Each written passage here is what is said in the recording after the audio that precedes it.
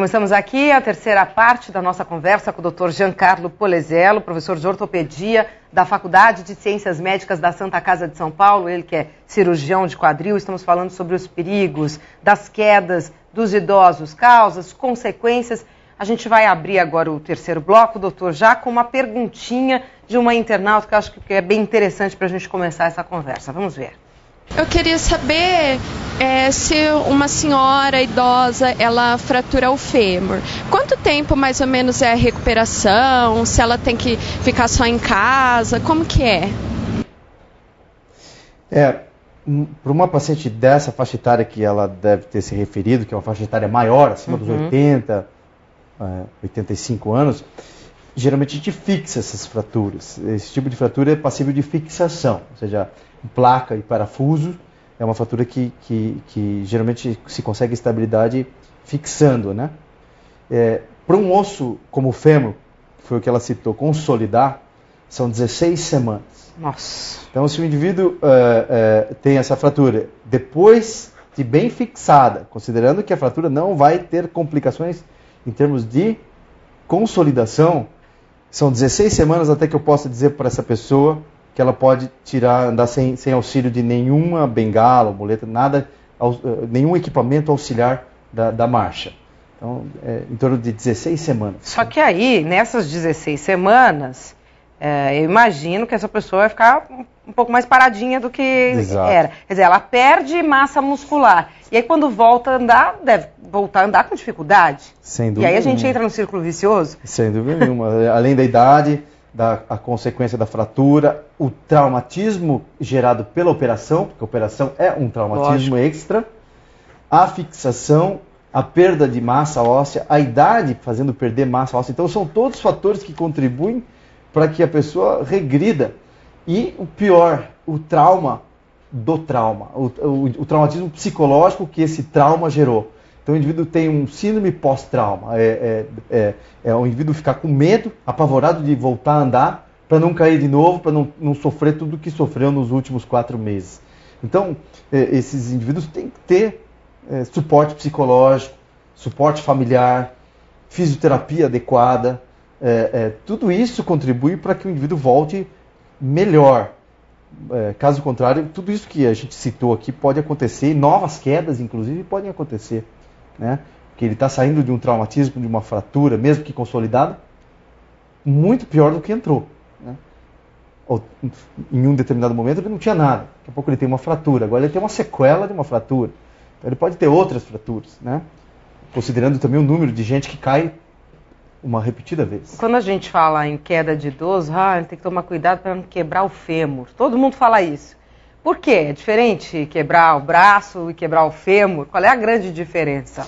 Eu vou te ser bem sucinto nisso. Tem um trabalho muito importante, foram os primeiros trabalhos quando os ortopedistas começaram a fixar a fratura do fêmur, que dizia assim: a gente entra no mundo pelo colo do útero e sai pelo colo do fêmur, porque é uma causa muito grande de mortalidade.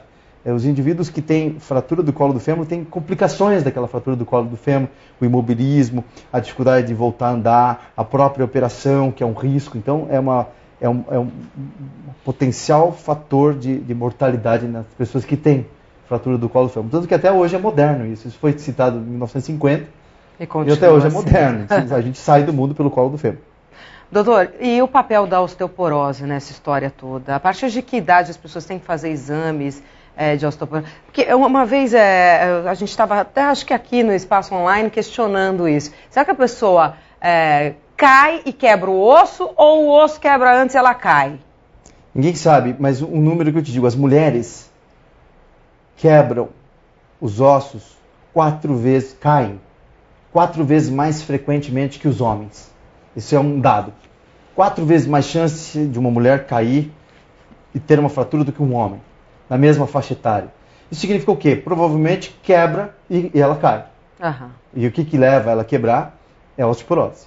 Porque as mulheres têm mais osteoporose que os homens. Então, provavelmente, a resposta à sua pergunta é: quebra pela falta de osso, né, pela porose óssea, e a pessoa cai. Né? Por isso que nas mulheres é muito mais frequente, 4 vezes mais, 400% mais, Que as mulheres são mais acometidas pela osteoporose. Muito mais. Muito mais acometidas pela osteoporose comparada aos homens. Homem também tem osteoporose. Por que isso acontece com as mulheres e a partir de que idade a gente tem que se preocupar com isso? Isso é uma questão hormonal, né? Questão de hormônios, circulação de hormônios.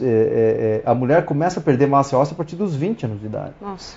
Então, depois, o pico de massa óssea de uma mulher é 20 anos. Quanto mais magrinha e quanto menos altura essa mulher tiver, mais chance dela ter osteoporose. Então, é o contrário do que muita gente pensa, né? Uma mulher magrinha e não alta é a que corre mais risco de ter osteoporose. Eu acho que o monitoramento disso com médico especializado, existem médicos especializados nisso, deve começar em torno dos 40 anos de idade. Tratamento medicamentoso depende de caso a caso, mas a partir dos 40 anos de idade, e pacientes que são magrinhas, mulheres magras e com baixa estatura, são os principais pacientes que têm que prestar atenção na osteoporose. E histórico familiar? Sem dúvida nenhuma. Também. Quer dizer, a questão genética também Em algum momento da vida, todo mundo vai ter osteoporose. A osteoporose faz parte do envelhecimento. É que antes não tinha porque as pessoas não viviam tanto. Hoje tem porque as pessoas vivem mais. Tem mais câncer porque as pessoas vivem mais. E a osteoporose vai ter cada vez mais. Então, é importante se monitorar, mas sem também fazer disso uma panaceia. O que a gente tem que fazer é saber quem é o grupo de risco, saber que as mulheres têm mais risco e fazer exames de tempos em tempos. Não há necessidade, para pacientes abaixo de 60 anos de idade, não há necessidade de fazer exame todo ano. Né? E sem contar que o próprio exame é um fator de risco, porque o exame envolve radiação. A densitometria óssea é um exame que envolve radiação. Então, nós temos que tomar cuidado também o quanto de exame se faz para esse tipo de paciente. Entendeu? O excesso de exames também não é bom. Qual é o papel da atividade física nessa história toda? Quer dizer, uma pessoa que se fortalece muscularmente, uma pessoa que fortalece seus ossos, ela tem menos chances de cair quando estiver mais velha? Qual é a interferência disso da atividade física, do preparo físico? Tem muito trabalho na literatura, muito estudado isso, que sem sombra de dúvida os idosos que são ativos têm muito menos consequências dos traumas, sofrem muito menos as consequências dos traumas do que quem não é ativo, do que o sedentário. Isso não tem a dúvida.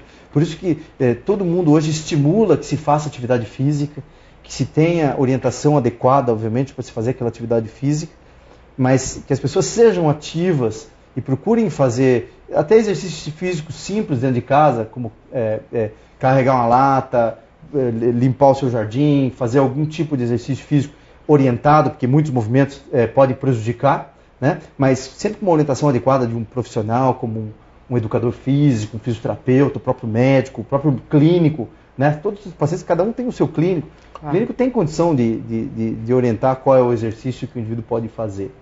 O que se sabe é que quanto mais ativos esses pacientes são, menor as consequências e menor o risco de um trauma. Ou seja, a chance de alguém cair sendo ativa e mais musculosa do que alguém que não é bem menor. Ou seja, vale a pena investir no próprio corpo. Olha, nós ouvimos aqui as recomendações, as dicas, orientações do Dr. Giancarlo Polesello, professor de ortopedia da Faculdade de Ciências Médicas da Santa Casa de São Paulo. Ele que é especialista em quadril, cirurgião de quadril. Muito obrigada pela sua participação. Uma boa semana, doutor. Eu que agradeço. Muito obrigado. Você, obrigada pela audiência. Continue conosco aqui na Jovem Pan Online.